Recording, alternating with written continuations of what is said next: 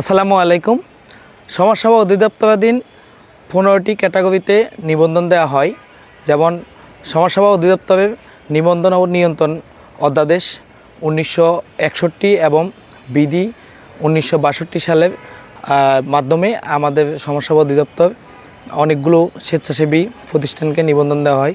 সেক্ষেত্রে আপনারা জানেন যে নারী শিশু কল্যাণ এবং বয়স্ক লোকদের শিক্ষা, তাছাড়া কারামুক্তি কয়েদিদের জন্য তাদের যে উদ্দেশ্যে অনেকগুলো সেবা, তাছাড়া সমাজসেবা অধিদপ্তর আপনারা জানেন ক্যাপিটেশন গ্রান্ট, যেমন এতিমখানা নিবন্ধন দেয়। অনেকে হয়তো এই বিষয়ে অনেকে অজানা থাকতে পারে।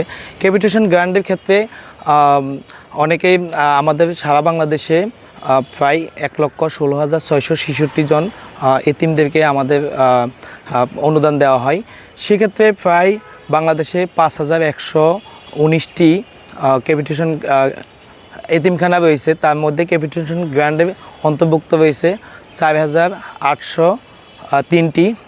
4,803টি ক্যাপিটেশন গ্রান্ট সারা বাংলাদেশে। আপনারা হয়তো অনেকের প্রশ্ন থাকতে পারে যে এতিমখানার যে এতিম রয়েছে তাদেরকে কিভাবে সরকার খাবার প্রদান করা হয়। সেক্ষেত্রে প্রতি এতিমদের জন্য রয়েছে 2,000 টাকা করে বাজেট।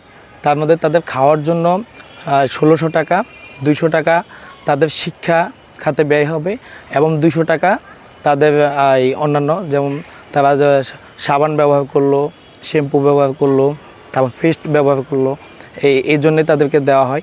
আপনারা অনেকে হয়তো অজানা থাকতে পারে, তাই আপনাদের আশেপাশে যদি কোনো এতিমখানা থাকে নিবন্ধন ছাড়া, তাহলে আপনারা অবশ্যই পার্শ্ববর্তী উপজেলা সমাজসেবা অফিসে যোগাযোগ করতে পারেন। সেখানে এতিমখানার ক্ষেত্রে এতিম বাচ্চা থাকা লাগবে।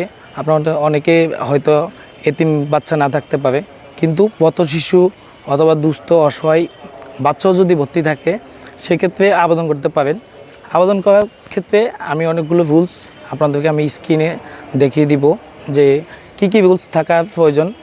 যেমন বিশেষ করে প্রথম যে শর্তটি, সেই শর্ত হলো যে তাদের নিজস্ব জমি থাকার প্রয়োজন এবং শিক্ষক এবং প্রতিষ্ঠান ইত্যাদি থাকতে হবে।